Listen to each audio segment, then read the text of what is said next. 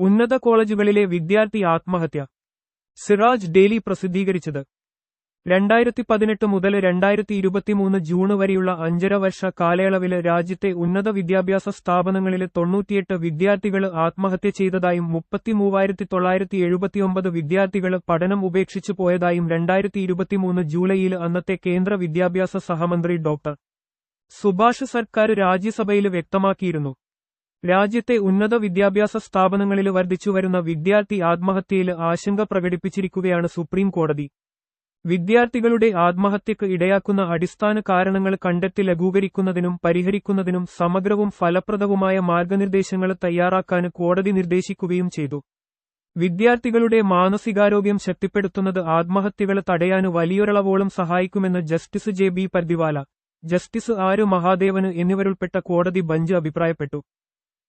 ഈ മാസം 4-ന് ഗോരഖ്പൂർ IITയിൽ ഒരു വിദ്യാർത്ഥി ആത്മഹത്യ ചെയ്ത സംഭവമാണ് സുപ്രീംകോടതിയെ അസ്വസ്ഥമാക്കിയത്. ബീഹാറിലെ ഷിയോഹർ ജില്ലയിൽ നിന്നുള്ള മുഹമ്മദ് ആസിഫ് എന്ന 3-ാം വർഷ സിവിൽ എഞ്ചിനീയറിംഗ് വിദ്യാർത്ഥിയെയാണ് മോഹൻ മാളവ്യ ഹാള് ഹോസ്റ്റലിലെ മുറിയിൽ സ്വയം ജീവനൊടുക്കിയ നിലയിൽ കാണപ്പെട്ടത്. നീറ്റ് എഴുതാനിരുന്ന മധ്യപ്രദേശിലെ ഷിയോപൂരിൽ നിന്നുള്ള 18-കാരി വിദ്യാർത്ഥിനി രാജസ്ഥാന് കോട്ടയിലെ ഹോസ്റ്റൽ മുറിയിൽ ആത്മഹത്യ ചെയ്ത സംഭവവും കോടതി ചൂണ്ടിക്കാട്ടി.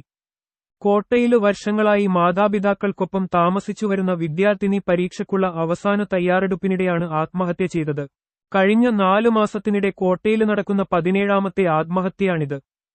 നേരത്തെ ഡൽഹി IITയിലെ 2 വിദ്യാർത്ഥികൾ ആത്മഹത്യ ചെയ്ത സംഭവവുമായി ബന്ധപ്പെട്ട കേസ് പരിഗണിക്കവെ വിദ്യാർത്ഥി ആത്മഹത്യകളുടെ കാരണം കണ്ടെത്താൻ സുപ്രീം കോടതി മുൻ ജസ്റ്റിസ് രവീന്ദ്ര ഭട്ടിന്റെ നേതൃത്വത്തിൽ ഒരു ടാസ്ക് ഫോഴ്സ് NETF രൂപവത്കരിച്ചിട്ടുണ്ട്. ജാതി വിവേചനം, സാമുദായിക വിവേചനം, ലിംഗപരമായ വിവേചനം, വംശീയത, അക്കാദമിക സമ്മർദ്ദം, സാമ്പത്തിക ഭാരം, മാനസികാരോഗ്യവുമായി ബന്ധപ്പെട്ട പ്രശ്നങ്ങള്, റാഗിംഗ് തുടങ്ങി ആത്മഹത്യക്ക് പ്രേരകമായ ഘടകങ്ങൾ കണ്ടെത്തുന്നതിനു പുറമെ നിലവിലുള്ള ചട്ടങ്ങൾ ആത്മഹത്യാ പ്രതിരോധത്തിൽ പര്യാപ്തമാണോ എന്ന് സമിതി പരിശോധിക്കുകയും വിദ്യാർത്ഥി സംരക്ഷണം ശക്തിപ്പെടുത്തുന്നതിനുള്ള ശുപാർശകൾ സമർപ്പിക്കുകയും ചെയ്യും. 2018 മുതൽ 2023 ജൂൺ വരെയുള്ള 5.5 വർഷത്തിനിടയിൽ രാജ്യത്തെ ഉന്നത വിദ്യാഭ്യാസ സ്ഥാപനങ്ങളിലെ 98 വിദ്യാർത്ഥികൾ ആത്മഹത്യ ചെയ്തതായും 33,979 വിദ്യാർത്ഥികൾ പഠനം ഉപേക്ഷിച്ചു പോയതായും 2023 ജൂലൈയിൽ അന്നത്തെ കേന്ദ്ര വിദ്യാഭ്യാസ സഹമന്ത്രി ഡോക്ടർ സുഭാഷ് സർക്കാർ രാജ്യസഭയിൽ വ്യക്തമാക്കിയിരുന്നു. IIT, NIT സ്ഥാപനങ്ങളിലാണ് ആത്മഹത്യകൾ കൂടുതൽ നടക്കുന്നത്. യഥാക്രമം 39-ഉം 25-ഉം പേരാണ് മേൽക്കാലയളവിൽ ഈ സ്ഥാപനങ്ങളിൽ ആത്മഹത്യ ചെയ്തത്. ആത്മഹത്യ ചെയ്യുന്നവരിൽ ബഹുഭൂരിഭാഗവും ദളിതരോ ന്യൂനപക്ഷ സമുദായത്തിൽ നിന്നുള്ളവരോ ആണെന്ന് കണക്കുകൾ വ്യക്തമാക്കുന്നു. അക്കാദമിക സമ്മർദ്ദത്തിലുപരി ജാതീയവും സാമുദായികവുമായ വിവേചനവും പീഡനവുമാണ് ആത്മഹത്യക്ക് കാരണമെന്നാണ് സുഖ്ദിയോ തോറാട്ട് കമ്മീഷന്, 2007 ബൽചന്ദ്ര മുന്ദേക്കർ കമ്മീഷന്, 2012 തുടങ്ങിയ അന്വേഷണ കമ്മീഷനുകളുടെ റിപ്പോർട്ടുകൾ വ്യക്തമാക്കുന്നത്. ഉന്നത വിദ്യാഭ്യാസ സ്ഥാപനങ്ങളിൽ പിന്നാക്ക വിഭാഗക്കാരായ വിദ്യാർത്ഥികൾ മെസ്സിൽ വിവേചനം നേരിടുന്നതായും ഹോസ്റ്റൽ മുറികളിൽ ഒറ്റപ്പെട്ടു കഴിയാൻ നിർബന്ധിതരാകുന്നതായും 2007 മൻമോഹന് സർക്കാർ നിയോഗിച്ച തോറാട്ട് കമ്മീഷന് സമർപ്പിച്ച റിപ്പോർട്ടിൽ പറയുന്നുണ്ട്. അധ്യാപകരിൽ നിന്ന് അവഹേളനം, നിസ്സഹകരണം, മോശം പെരുമാറ്റം, മുൻവിധിയോടെയുള്ള സമീപനം, മാറ്റിനിർത്തൽ തുടങ്ങി പിന്നാക്ക ജാതിക്കാരായ വിദ്യാർത്ഥികൾ പലവിധ വിവേചനങ്ങൾക്ക് വിധേയരാകുന്നതായും റിപ്പോർട്ട് വെളിപ്പെടുത്തുന്നു.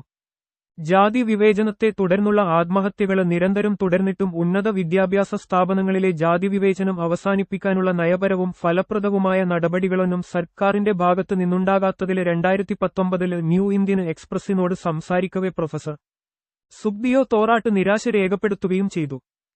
സവർണ ബ്രാഹ്മണിക്കല് സംസ്കാരത്തിന്റെ ആധിപത്യമാണ് രാജ്യത്തെ ബഹുഭൂരിഭാഗം ഉന്നത വിദ്യാഭ്യാസ സ്ഥാപനങ്ങളിലും. വരേണ്യ ജാതിക്കാരാണ് അധ്യാപകരില് ബഹുഭൂരിഭാഗവും.